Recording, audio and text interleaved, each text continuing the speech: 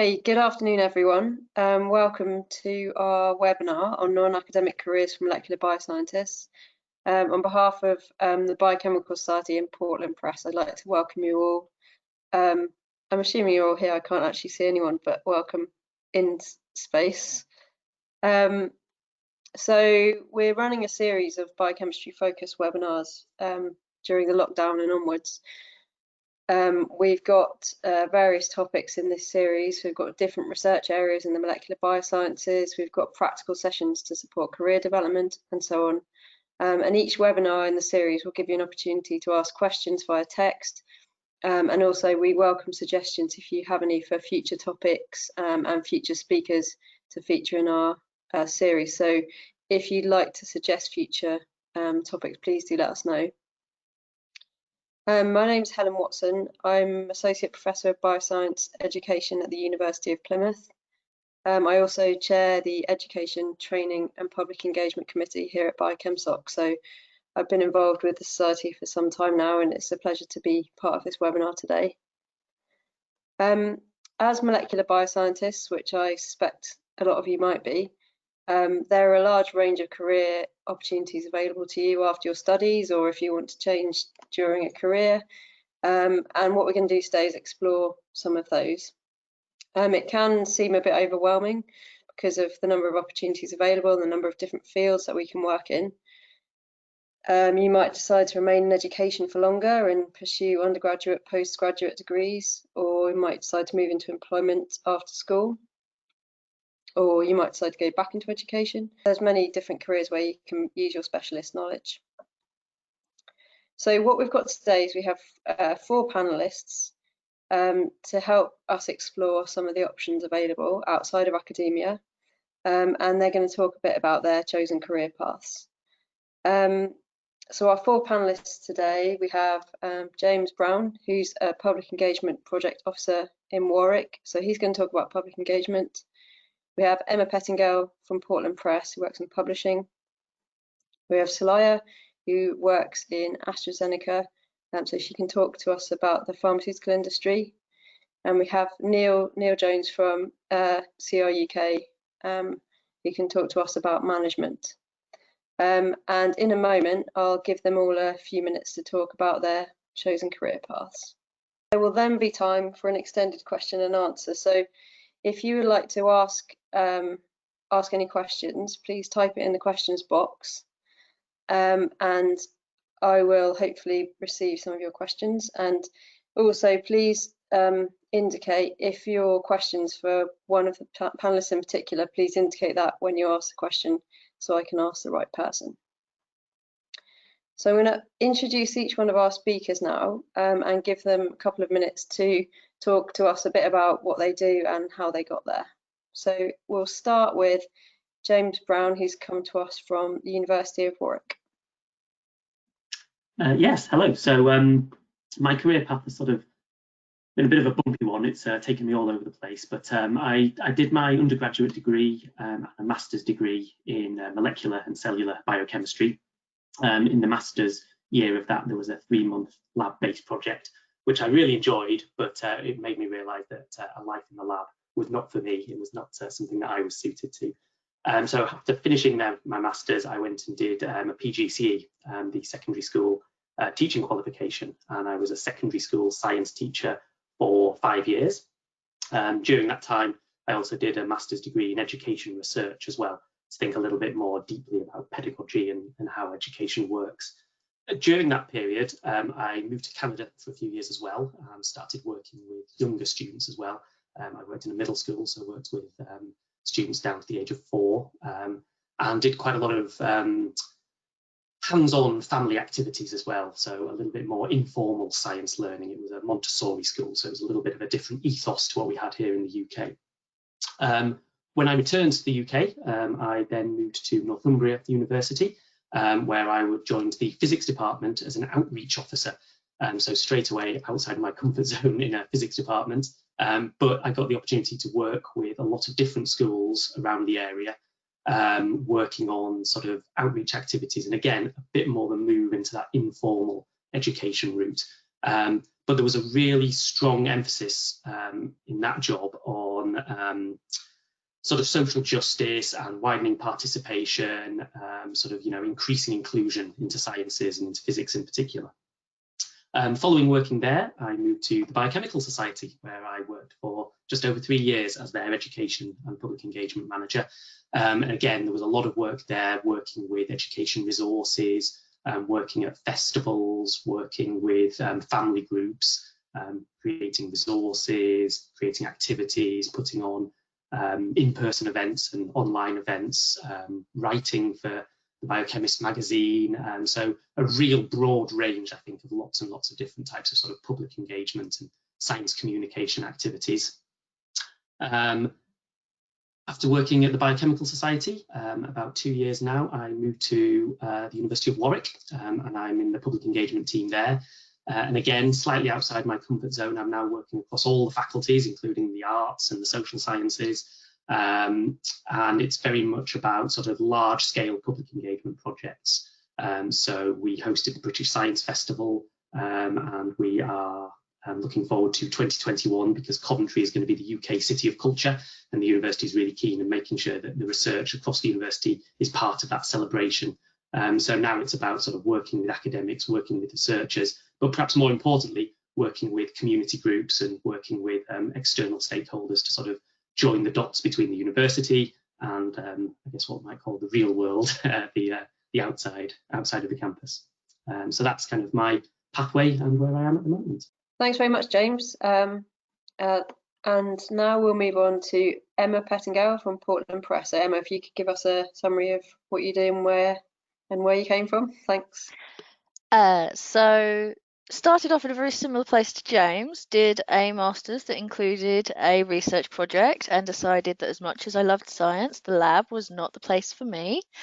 And I decided, rather than looking for specific jobs, because I really didn't know at that point what to do, I would focus on the skills that I wanted to use instead. So I really wanted to use my love of science. I really enjoyed communicating, and I'm quite particular. I have a good eye for detail, is I think the tactical way of saying it.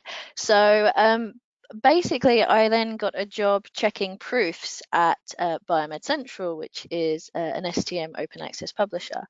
I stayed there for about 4 years, working my way up, but I decided that I wasn't quite happy with just checking the content once it was all finished. I wanted to be involved in getting the content and launching the journals and developing the journals. So I then moved to the editorial team, where I was responsible for launching new journals, finding out where the holes were, where the niche topics were, and that was really exciting. But then I would have to pass over my nice launched new journals once they were flourishing, and it's a bit like handing over your children. So then I moved to what is now Taylor and Francis, where I had a role as senior editor, where I was able to spend more time developing content and developing journals and developing editorial boards. And after a few years there, I moved to the Biochemical Society, where I'm currently a managing editor. And again, I get to develop the topics, I get to commission specific content. So I still have to keep a finger in every pie of the molecular biosciences to sort of understand all of the new things that are coming out. Surface level at least, and so that's really exciting, because for me it means I get to continue with my broad love of science, and I get to interact with researchers every day who are doing the science without having to actually step foot in a lab. So yeah, so that's my career journey. Thanks very much, Emma. So we've got Neil Jones from CR UK. Neil, if you could give us an introduction to what you do and your career path, that'd be brilliant. Thank you. Yeah, cool. Okay. Hi, good afternoon, everyone. So I guess a bit different to James and Emma, I decided to stay in the lab a little bit longer, maybe not too much more, but so did a degree in medical biochemistry at the University of Birmingham, and really chose that because I wanted to work on the relationship between biochemistry and disease, but I knew I didn't actually want to do medicine itself, so that's why I went for medical biochemistry, and then decided I actually quite liked lab work at that time, so I went and did a PhD at the University of Southampton, around cell signaling pathways, and then moved on to do a postdoc after that at the Institute of Cancer Research. And I guess during that postdoc, it kind of became apparent to me that I didn't particularly want to take the academic career route of moving into trying to get grants and become a group leader. So I started to look around at different options. Wasn't quite sure if I wanted to go into industry. So I moved to Cancer Research UK to the Therapeutic Discovery Labs.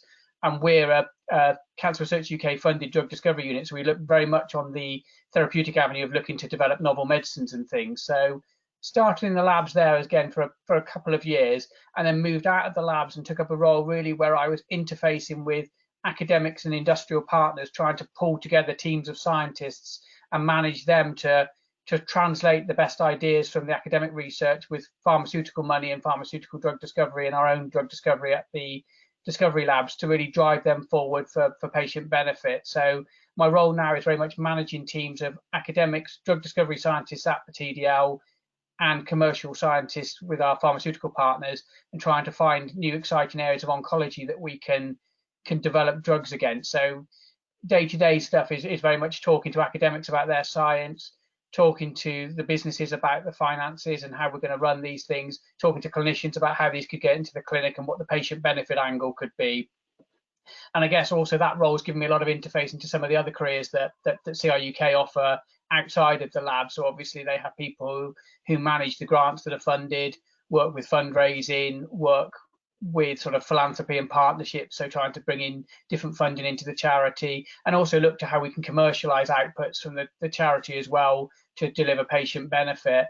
And the other aspect we interface a lot with is scientists who have gone sort of not into industry but into sort of what we call contract research organizations, which are scientists who work in the lab but actually do funded work based on sort of a company or a group paying them to deliver a certain package of work, so slightly different to perhaps industry or the roles in TDL. So if there are questions on any of those, I can also hopefully help.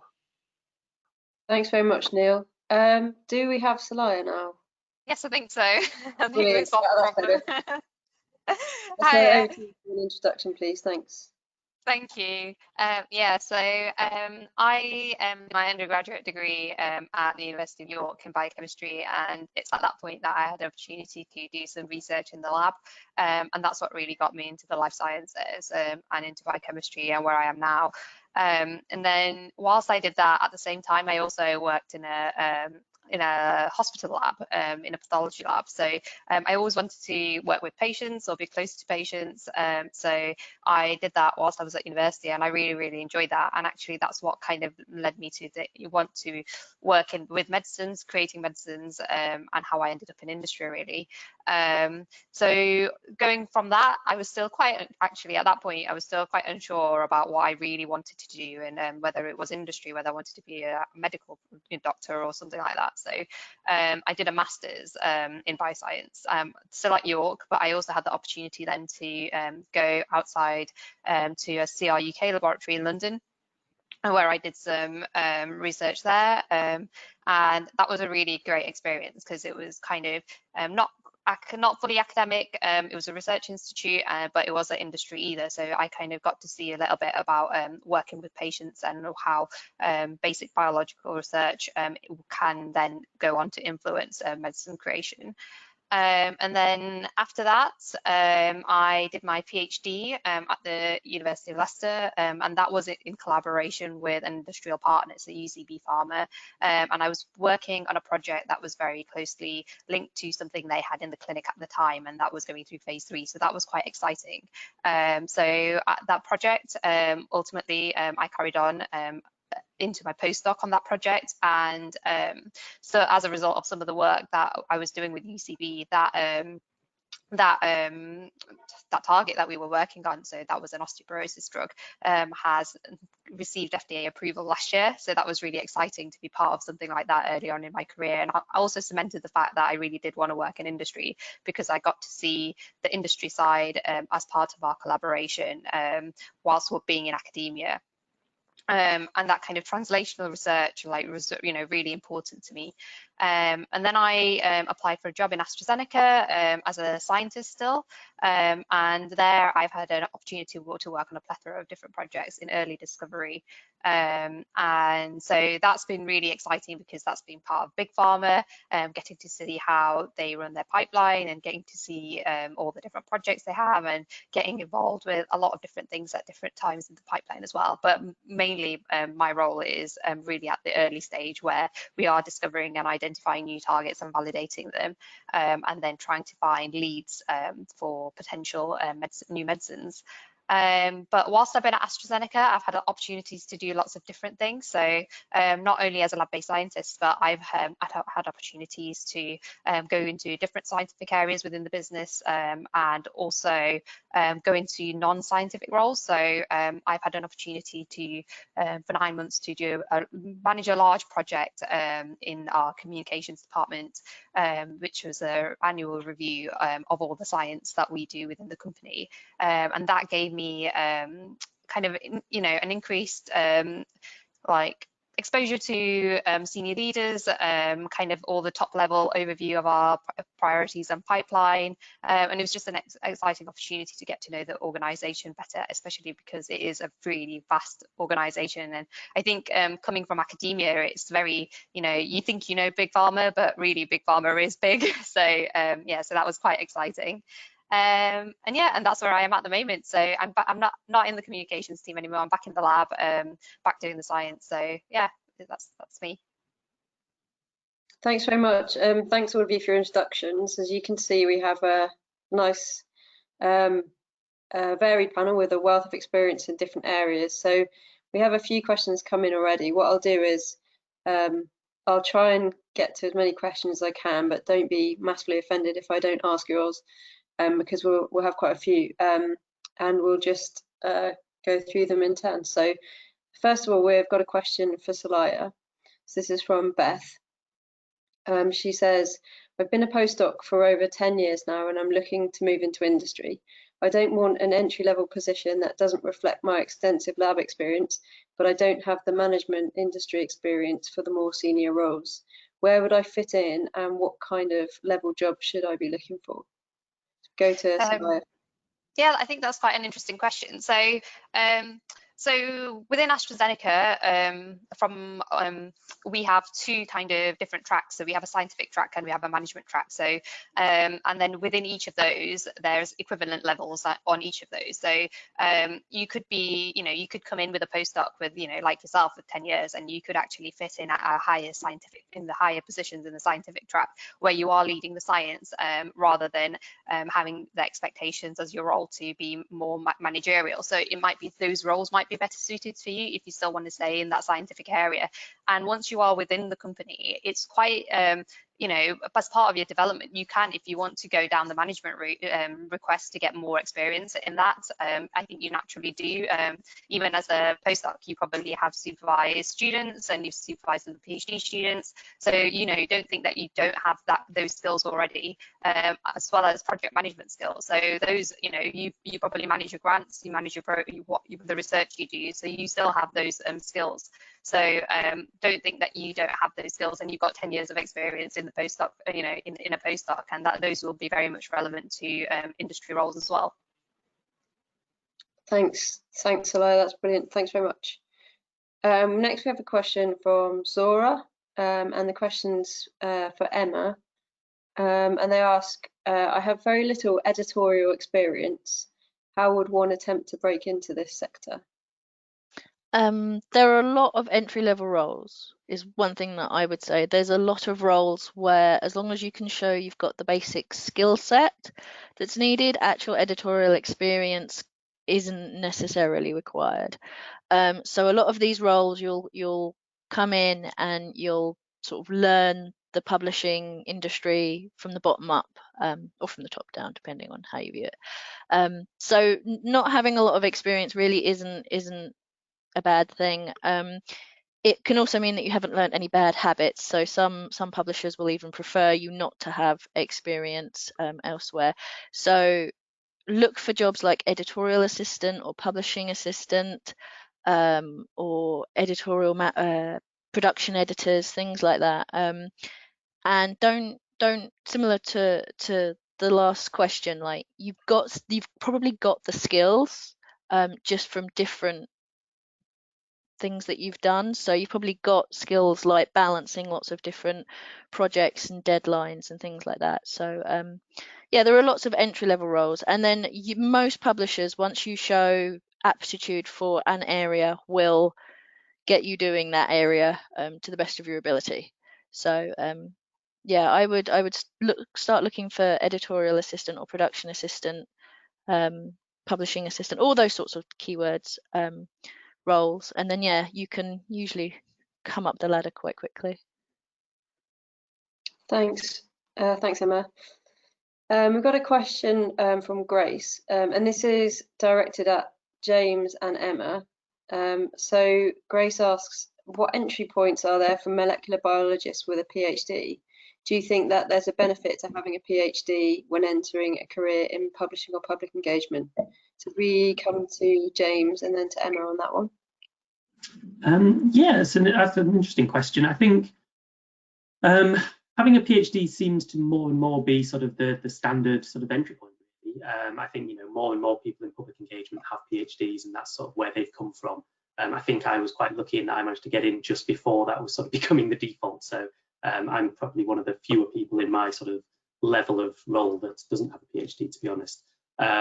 In terms of whether I think it's useful experience, I'm not entirely sure whether there's too much that you absolutely need a PhD for. I think, obviously the PhD is an incredible qualification to have for so many reasons, and you gain so many skills to it. But actually, I think for science communication and public engagement, I think, there's a lot more you pick up actually from doing those sort of voluntary roles and those volunteer roles, and, writing blogs and going to festivals and events like that. So I don't think necessarily the PhD is essential at all, but it does feel like it's a bit more of a, you're coming up against a lot of people with PhDs, let me put it that way, yeah. But in terms of entry-level positions, there's an awful lot now, I think, of universities. They have more and more public engagement officers, and they tend to be sort of quite nice entry-level positions. Obviously, all the sort of the charity sectors, the learned societies, they all have entry-level public engagement positions. Again, you tend to come up with people who do quite a lot of volunteering and have done sort of a lot of events and have a bit of experience through their own sort of time and their own sort of passions and that sort of thing. So you tend to be coming up against people who've got experience doing these things, but I wouldn't let that put you off. There are definitely some good entry-level positions out there. Thanks, James. For publishing, I would say something similar. You're going to learn a lot of skills doing a PhD that are very transferable. The actual scientific knowledge that you learn, whether or not that's necessarily applicable or not in publishing. So for example, if you have a PhD in genetics, you may well be able to become an editor for, say, a genetics journal, and there may well be a requirement for a PhD in that field in order to do that role, because you will likely be assessing the science. So you need to have an in-depth understanding, and a PhD is a way of getting there.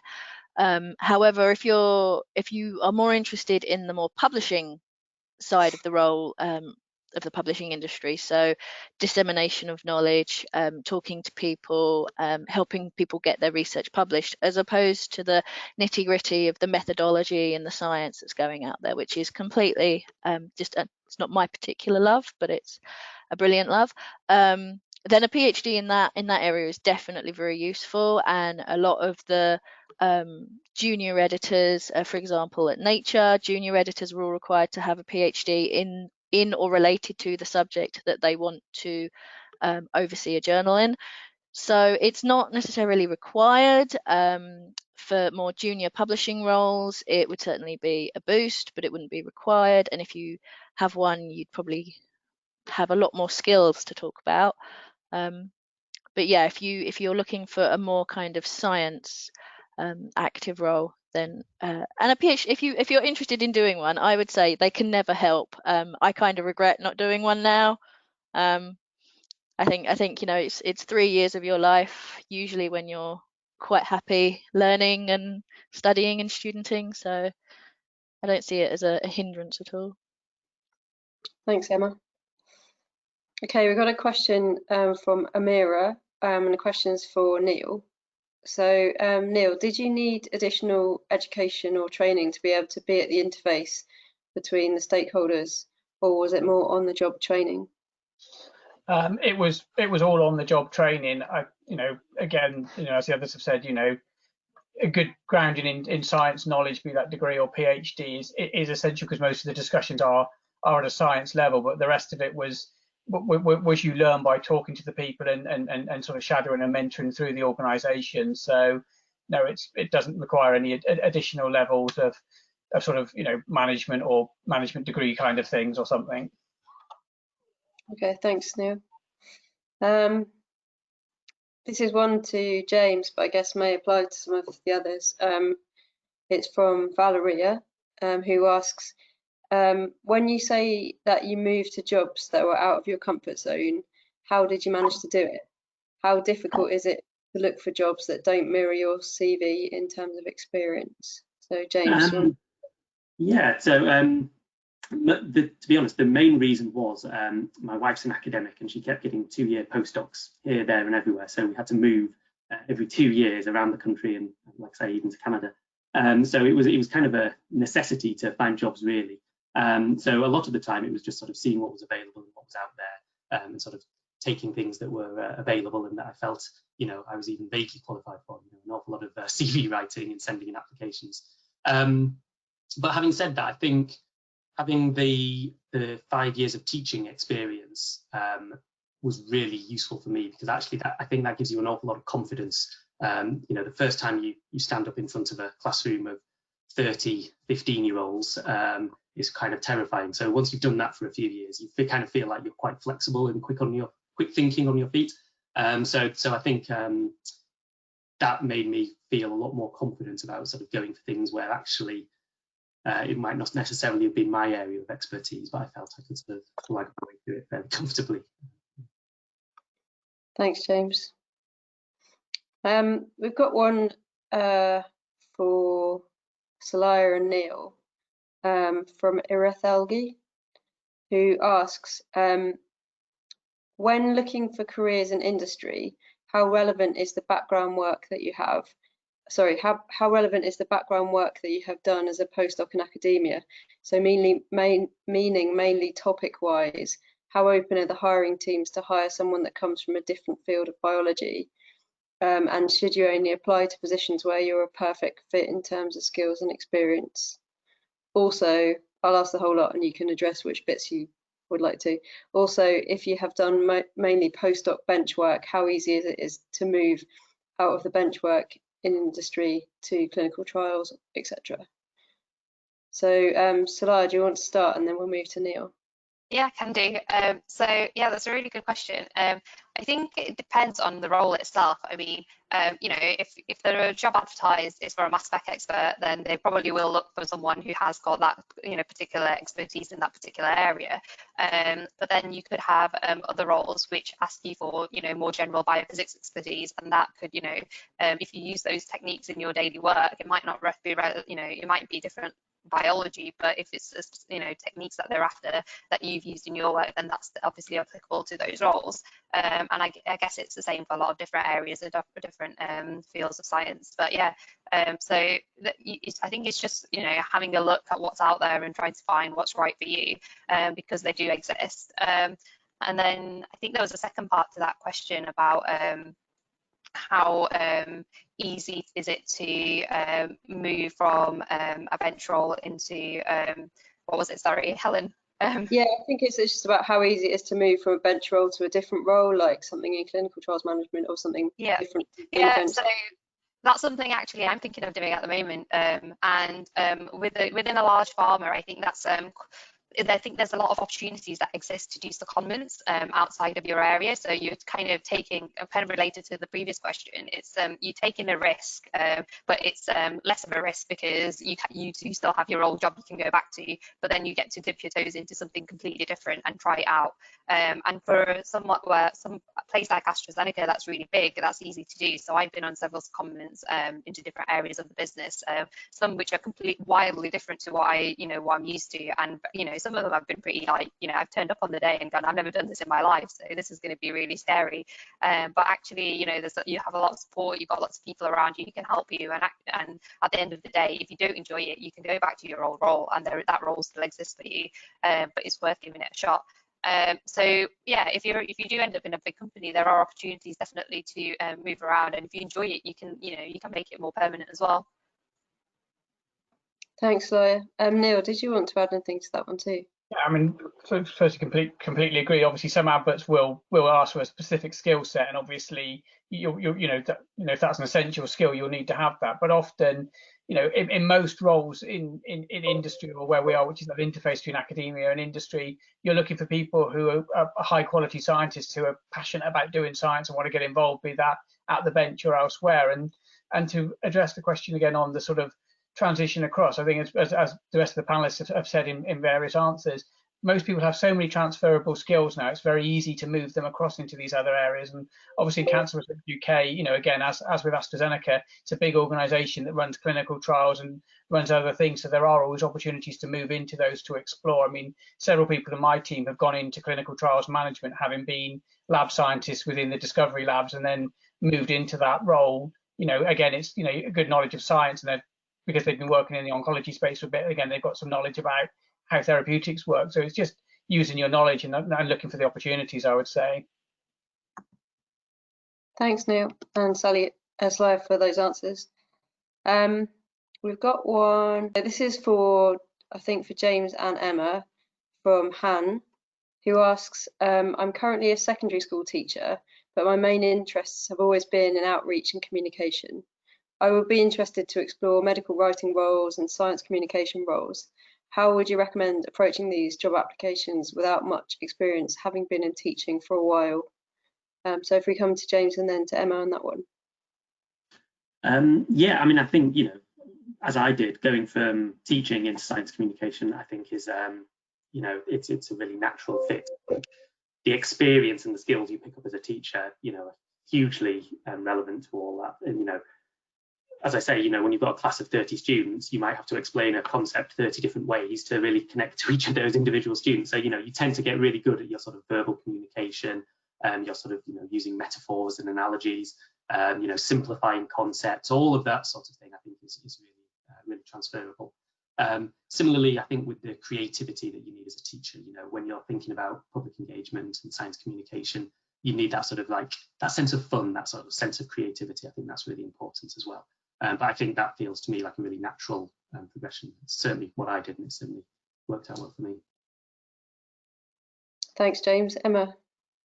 I would say if you want to get into like science communication, medical writing, things like that, the one thing you can do is a lot of scientific societies will have blogs or magazines that are quite happy to take contributions from just the community, both in terms of the science, the medical science, and just education as well. So write about what you know to start off with to get your writing style up to speed, and maybe contact some of them, and you can start to get feedback on what you're writing, so that when you do go for one of these roles, you can take your transferable skills from the classroom, and then you'll have examples of your work where you can say, well, you know, I wrote this, this is my writing skill, or even like this is my versatility. I can write about everything from membranes all the way through to kinases, or phase 3 trials, or whatever it is that you want to do. But again, I think if you focus on your skills when you go for these roles, the communication with children is very, very difficult. So if you can communicate with children, you can communicate with scientists. It's much easier. And similar, I imagine, in a lot of ways. Yeah. Thanks, guys. This is a good question we have from Fatima, and it's for everyone. So what I'll do is I'll just go through you in turn. You try and maybe distill this to like one single piece of advice. So Fatima asks, if you had one piece of advice for someone who's just graduated from an undergraduate biochemistry degree, what would it be? So basically, what skills should we be building up other than lab skills? So if I start with Celia. Yeah, so one advice would be to keep a long-term plan, but also be prepared to run with an opportunity. I think you know, a lot of people often, you know, find themselves in unexpected situations with opportunities in front of them. But yeah, keep hold of your long-term plan. But you know, if you find something that really excites you and you know, just go with it. You can always pause and reevaluate further down the line if it's not right for you. Thank you. Neil, what would your advice be? I guess two things. One, don't, as we said across the panel, don't underestimate what skills you've got and your transferable skills, and go for the opportunities that appeal for you. You know, take a few risks or a few chances. Don't assume because you've done a certain degree or got, you know, the job doesn't look quite right. Just send an application and see, because actually what people are really looking for are bright scientists, I would say. Thank you. Emma? I would say, yeah, just think about what you enjoy doing. What skills do you enjoy using? Do you like using communication skills? Do you like using writing skills? Do you like using analytical skills? And look for jobs that have those things very high up. But keep an open mind as to what those jobs actually do. You never know. You might find something in an industry that you'd never imagined before that is exactly the right job for you, and makes you really happy. So yeah, keep an open mind and think about what you want to do as opposed to what job you want to have. Thank you. And James, what would your advice be? Yeah, kind of just parroting everyone that's already spoken, really. But I think for me, you know, I got quite stressed about thinking, you know, I needed a career, I needed to have a clear path set out and know what I wanted to do. And that's not the way it's worked out at all for me. And actually, that was making me quite unhappy, thinking that I needed to find a job that I was going to stick to. So actually, I think, you know, as people have said, you know, try different things, try it out, see what works, see what sticks, see what you like. And don't worry about sort of skipping between a few different areas and doing a few different things, trying them out. And yeah, kind of do your homework as well. You know, when you're going for something, read around it, find out what it's about, find out how you can speak the lingo and speak the language about it. Because everywhere, every little career and every little area has its own little special language. So, you know, do your research, do your reading, and try out a few different things. Thanks, James. Some very sage words from everyone there, so hopefully that's helpful to you. We've got two questions which are very similar, so from Amira and from Priyanka. The gist of both of these questions directed at Saleha is essentially, how different is it doing drug discovery or research work in academia to doing it in pharma industry? So I think one of the main differences I found between academia and industry is in academia, you have a lot more flexibility about what you're doing. You know, you plan your experiments, you decide the direction of your research. Whereas in industry, you know, you have targets, you have to meet a certain objective, and the ultimate goal is to try, for us in the industry we're in, is to create medicines. And so a lot of the targets that we work on are dictated by our therapy areas, so we don't get a choice in that. And the type of work we do, everyone has a specialist, you know, an expertise in a specific process, and that's what your role is as a scientist, anyway, you know, in a scientific role. So those are, I think, I found some of the main differences. But what the other stuff I found working in early discovery is that actually there are quite a lot of similarities as well. We do novel science, which a lot of people don't assume happens in industry, but it does happen. I get to do a lot of capability development. I get to, you know, work with really novel technologies, look into new areas of biology, because we're now trying to identify novel targets. And then that also brings a lot of opportunities to collaborate. So I have a lot of academic collaborations outside of AstraZeneca, so within Cambridge, in Glasgow. I also have, you know, opportunities to supervise postdocs myself. So, you know, I've got postdocs working in AstraZeneca that I'm currently supervising. So yeah, there's lots of opportunities to still do that type of research, that academic research, as well as working on what you're doing in your main role. Thanks very much.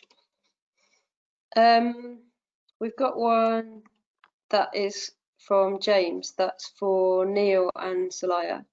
So James says, I'm a postdoc who loves working in a lab, but doesn't like the baggage that comes with academia. Fair enough. How much room for advancement is there in a lab-based career? it often seems like to climb the ladder, one has to end up spending less and less time in the lab. So what are your experiences with this? So if you come to Neil first. Yeah, I guess as I think one of the answers said earlier, you know, in most sort of lab-based sort of roles, there are opportunities for people to go in two different directions. And one is if you love the lab and want to stay in the lab but don't want that academic sort of group leader position, there are in industry, in certain academic labs, in our labs and things, kind of, you know, what kind of has different names. It's kind of like staff scientists or, you know, senior principal scientists or things like that, which are, you know, experts in the lab and really are there to help mentor the people as they come in, really drive to become the technology experts and things. So there is a natural career progression where you stay in the lab and just become the go-to person in the lab for lots of things, and that can be management of postdocs, PhD students if it's an academic lab, becoming the expert on certain pieces of kit or things. But equally, obviously, if you move away from the bench, there are different opportunities, and certainly within our labs, and, you know, I'm sure the same in other places, you know, they are treated as sort of equal career tracks and with equal weighting. So, you know, you value people who want to stay in the lab, you value people who want to get more into the management side. It's just different routes. So I think, again, as people said earlier, it's about choosing what you like to do and what the opportunities that really excite you. And if you want to stay in the lab, that's fantastic, because there's nothing that beats experience in the lab, and especially in drug discovery and things. Thanks, Neil. Celia, did you want to add anything for that one as well? I think Neil's summarised it quite well, but I'd just like to add that you know, you can definitely progress down a scientific track if you don't want to go down that management track within industry. I mean, you could, you know, if you're thinking about progressing in a scientific track, you know, you could be managing like a scientific program within your area for the company, or even actually the scientific direction and the future scientific direction of your particular, you know, in your particular area of expertise for the entire company in AstraZeneca. So there's definitely kind of similar levels or grades, both within the scientific and the management track in industry, and probably in other organisations as well, like Neil put. Thanks very much. Okay, let's move on. So I've got one for James, and this is from Alexandra. Alexandra asks, what kind of progression opportunities are there for you in public engagement, particularly in a university or scientific society environment? It varies a lot, actually. So most of the sort of scientific societies tend to be relatively small, so they might have one or two different public engagement people. So not a huge amount of progression in terms of societies. I think universities will vary hugely. At Warwick, we've got a team of 6 people in the public engagement team, which is quite large for a lot of universities. Other universities might have 1 or 2, or they might be sort of dotted around the university in various faculties. So in terms of progression as a sort of a public engagement professional, I'm not sure it's a field that's, you know, got enough depth in it actually for much progression specifically.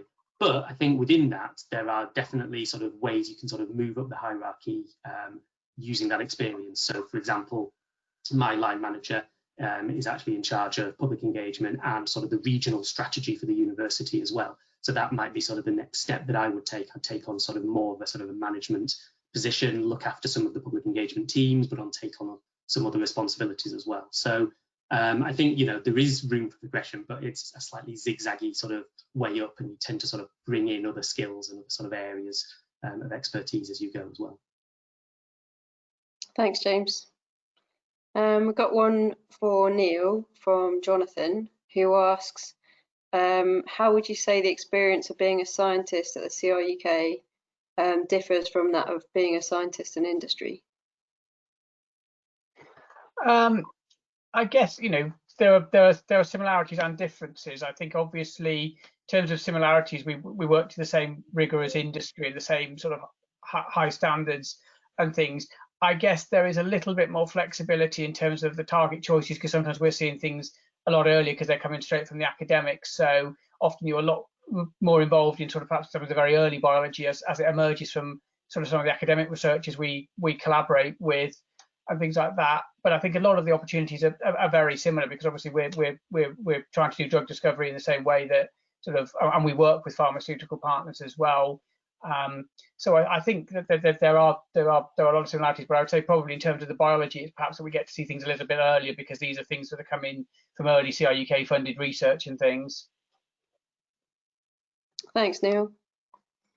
We've got one from Alice, and this is for James and Emma.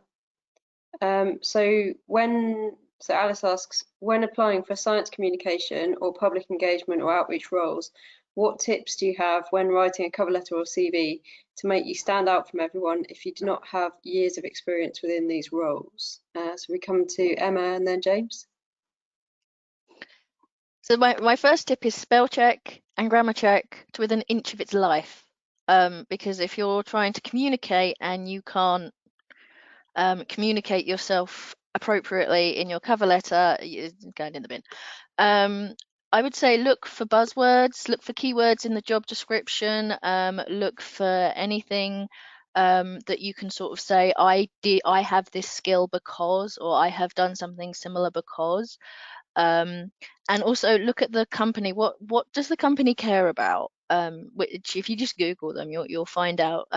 Mention why you want to work for that company. I mean, that's just general good CV cover letter writing advice, really, I think. So, but for science communication, do talk about what it is you want to communicate. Like do you recognize who their audience is? Do you understand what the role is going to entail? The worst thing is when you read a cover letter and it's an amazing applicant, but they've completely misunderstood the role.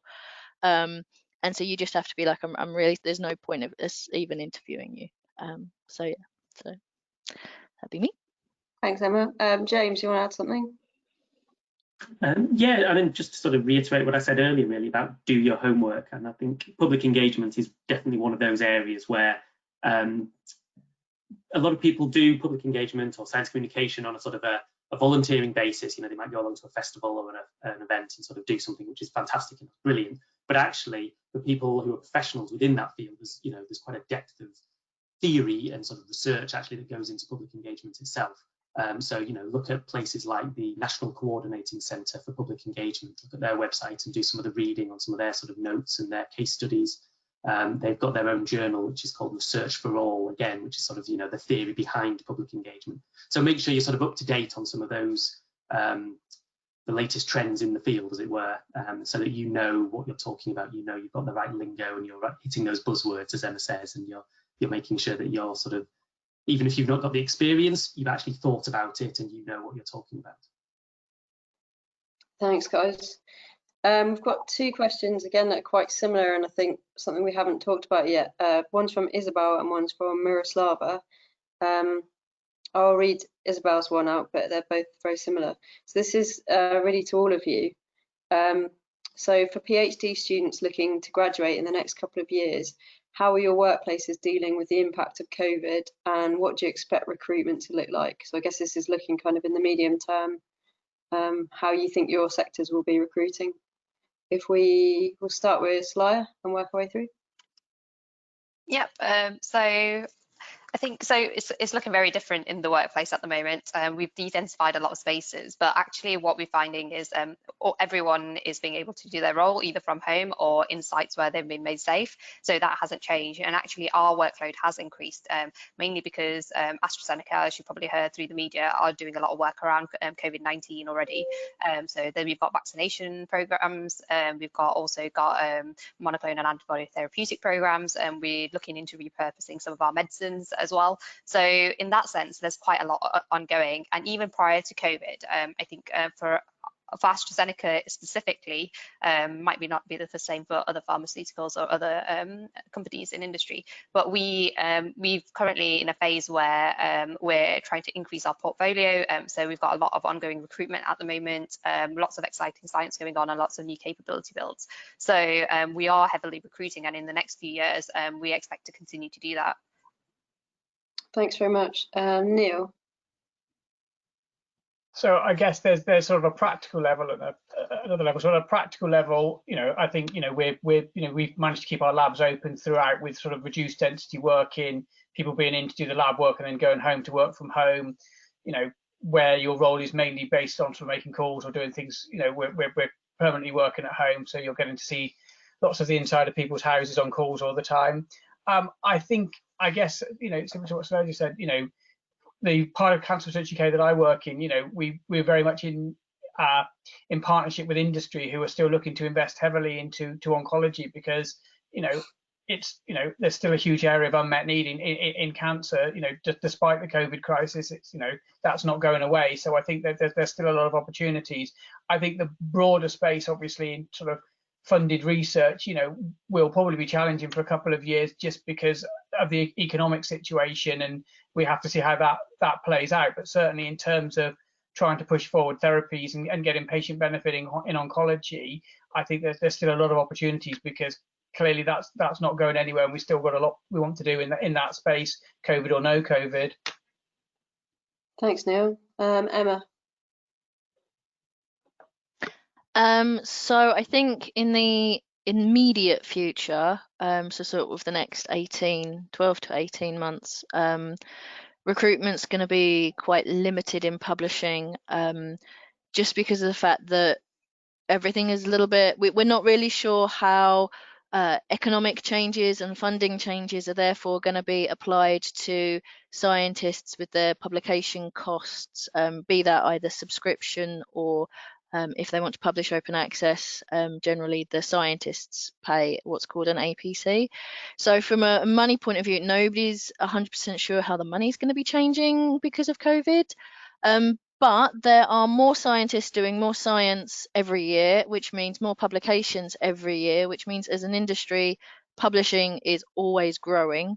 And I think that there will always be new opportunities, particularly as technology has forced us to accept a new normal. How many people know people who wouldn't have been caught dead on a Zoom call 6 months ago, and now they're doing it every Sunday with their nan? So you don't know, but I don't think it's going to affect publishing too much in terms of scale. It might just sort of affect it in terms of technology. Portland Press, for example, is currently recruiting for 2 new publishing roles. So during a lockdown, so yeah, I don't think it's going to be a big change. Publishing is also, it's been around for about 400 years. It's not going to change too quickly, too drastically. Yeah. Thanks, Emma. And James. Yeah, it's very hard to say. I mean, universities, are struggling, and until we sort of see how many students we get in September and October time, we don't have a clear picture. So, recruitment at universities at the moment is obviously, on hold, and we sort of have to wait and see what happens a little bit. On a slightly brighter note, though, particularly at Warwick, and I'm sure this is the case at many other universities, looking at the sort of the community and the region that we sit in, we are going to be central to that regeneration and that sort of kick-starting back up the region again a little bit. So public engagement and community engagement in particular is definitely one of our priorities in the university. So we will sort of take a central role in sort of working with, the local councils and the local health authorities, and sort of working with them to really sort of bring things back up to speed a little bit once we sort of start going towards a bit more of a normal again.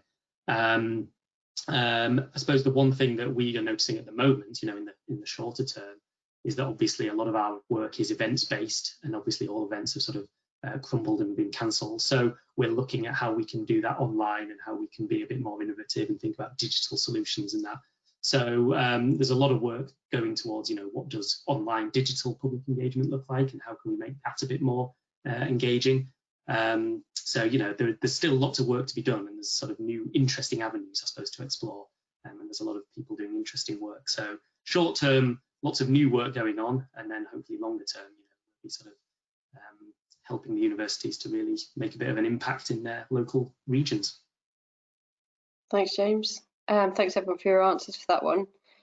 We've got one from Stuart, which is for Saleha. And it's something we haven't really talked about, which is a role as an NHS scientist. So Stuart asks, what was your experience of working as an NHS scientist? How varied is the work, and is there much room for promotion?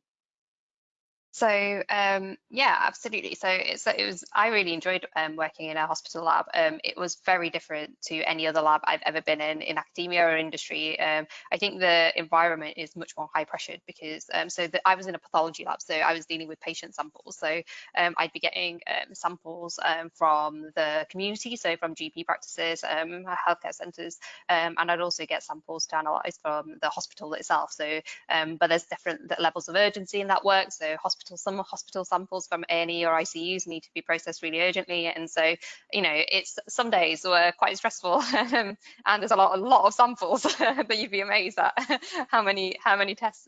But there's it's quite varied as well. So that there's like biochemistry labs, there's microbiology labs, there's transfusion labs. So there's a lot of different things you can do within a hospital lab environment. And also in terms of grades, I was doing my undergraduate degree at the time, so I came in as a laboratory assistant, but there were more senior members in the group. So there were biochemists, there were people who trained as biomedical scientists, there were people who got their PhDs and were more senior scientists in those roles. So pretty much there is still a hierarchy even within a hospital organisation to try and progress up the ladder in those scientific roles. So you're not doing basic research, because a lot of that is done obviously in academia, but you are it's more doing analysis of patient samples in a medical setting. Thanks very much. This time has really whizzed by. I don't think we have any more time for any more questions, although apologies, because there were loads of really good other questions that we haven't got to. So thanks very much for everyone for sending your questions in. I think we've talked about quite a few different topics. It's been really interesting. So thanks to all our attendees. Thank you so much to our panelists. So thanks James, Emma, Neil and Celia. It's been really interesting hearing about your journeys to where you are now, and also thanks for sharing some of your top tips and experience of your varied roles. It's been really helpful. So thanks very much for your time. Just a few final comments. So we have, for anyone at various points in your career, whether you're already doing something or whether you're in university or thinking about further study, we've got lots of information on careers on the Biochemistry website. So let's come on the slide now. So our careers page, which is the first link there, we have lots of things like career profiles and advice for looking for jobs and all that kind of thing on our careers page. So I suggest to have a look there. There's lots of good resources. We also have on the Biochemist webpage. So the Biochemist is our magazine. For those of you that don't know, on the Biochemist webpage, we have some day in the life articles, which are really good. They have they're short articles where we've talked to people in all kinds of different careers that are somehow allied to molecular bioscience, and we've got a real good range there.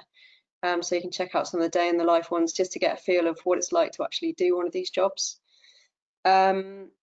So that's a good thing to check out. We then have our careers Twitter chats, which are quite fun. We had one on higher education jobs, and we've got one of those on working in industry. So anyone that's interested in working in industry, you can check out our next career Twitter chat. So that's the last one on the slide. Hashtag Biochem Careers, and that's on 3rd of September at 3 o'clock. So that might be worth tuning into. And as I said at the start, if in terms of this webinar series, if you've got some future ideas for future webinars, please do drop us an email and let us know. And the series is on the webinar website, which is there. So I think the computer's going to cut us off. Thanks very much to everyone for your time. Thanks to our panelists, and good luck in all your future endeavours. Thanks very much.